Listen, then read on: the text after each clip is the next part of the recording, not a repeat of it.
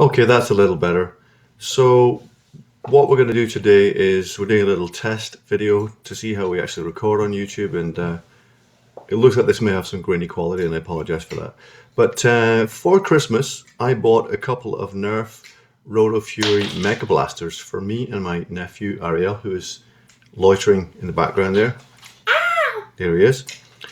And we're having great fun with them, but our only issue would be the fact that the ammo, the darts, don't fly very straight. And so we've been trying to work on them to make them fly a little bit straighter so that accurate shooting is rewarded rather than it being a complete lottery, basically so that I win.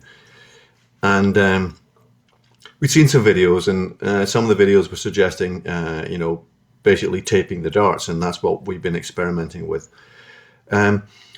So the two issues would seem to be, first of all, that there are these two little slots cutting the tips of the darts to make them whistle. And, we have a theory that they would slow the darts down and also potentially, depending on how the wind caught them, cause the darts to deviate. And the other aspect is just the relatively light weight of the darts causes them to veer off course, especially if the foam section at the back isn't perfectly cylindrical and perfectly straight. So the first attempt to modify them, what we did is we just wrapped them high up the tip with electrical tape, trying to get over the slots, which are just kind of high up here. Now, the problem is that the tip is not perfectly straight. It's actually a little bit like that. So if you wrap the tape around, you end up getting a little bit of a gap here.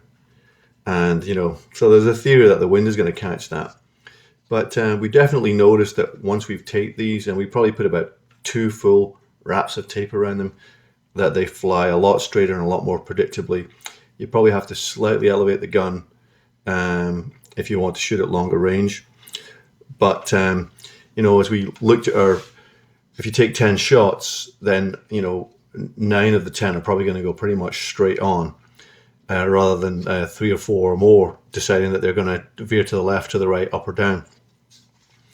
Now, another mod that we tried was completely taping over the front. So I put a piece of tape this way across it and a piece of tape kind of in crossways across it, and then wrapped around it. And that's making it quite a lot heavier on the tip. So it does fly straight, but I wouldn't say it flies noticeably more straight than the original one. And it is heavier, so it doesn't go quite as far. Yeah, but we should show them how the regular one goes. Well, that'll be for another video. Would you please not interrupt while I'm making a video? And so this morning, my next thing was, well, if I could completely cover those little slots, but keep the tip of the dart nice and clean and not have any kind of extraneous open tape that can catch the air, and that would be best. So I cut like half-width strips of electrical tape, just wide enough to go over the slots, and I put those on, and then I wrapped around. But these actually haven't worked out quite so well, and I think the reason is that overall, in terms of weight, there's less weight on the tip because I only wrapped around once. So these really weren't all that good. They were still deviating off to the sides, and I think that tends to tell me that what makes them deviate is less these little cutouts and more the lack of weight in the head, and therefore the impact of any imperfections and just the sheer light weight of the dart. And if you think about it, if you were throwing one of these and it had no weight in the front, you'd have closed off the end of it, but it was pure foam. After like a foot, it would just kind of veer off. So the real trick is to get there's just the right amount of weight in the front, so you get acceptable range, but that the weight of the head moving forward is such that any imperfections in the rear of the dart is not going to be able to make it veer off course.